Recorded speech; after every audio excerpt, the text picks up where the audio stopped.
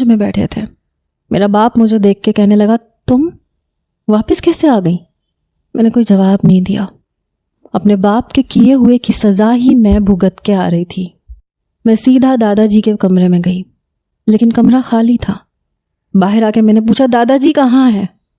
تو میری سوتیلی ماں کہنے لگی وہ تو اسی دن مر گئے تھے جب قاسم تمہیں اپنے ساتھ لے کے گیا تھا۔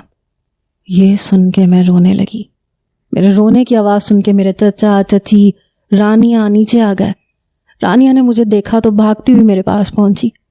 اس نے مجھے اپنے ساتھ لگایا، لیکن میں بے ہوش ہو چکی تھی۔ میں بہت زیادہ کمزور ہو چکی تھی۔ میرے چچا کو میری حالت دیکھ کے غصہ آنے لگا۔ وہ کہنے لگے کہ اس سے پہلے کہ یہ خبر اس تک پہنچے کہ تم یہاں آئی ہو، تم خلا کا مقدمہ دائر کر دو، ورنہ تمہاری سوتیلی ماں پھر تمہیں اس کے حوالے کر دے گی۔ وہ تو بہت خوش تھی کہ دادا بھی انتقال کر گئے، اب ہر چیز پہ اس کی حکمرانی ہے۔ میں نے کہا میرے ساتھ ریپ ہوا ہے اور میں اسی کا مقدمہ درج کرواؤں گی۔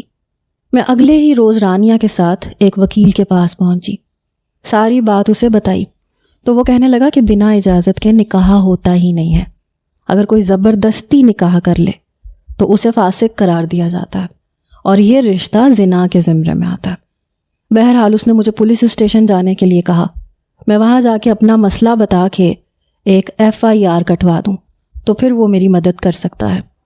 میں نے قاسم کے خلاف FIR کٹوا دی، ایک گورنمنٹ ہاسپٹل سے چیک اپ کروایا جس کی رپورٹ سے یہ ثابت ہو چکا تھا کہ میرے ساتھ غیر انسانی سلوک کیا گیا ہے۔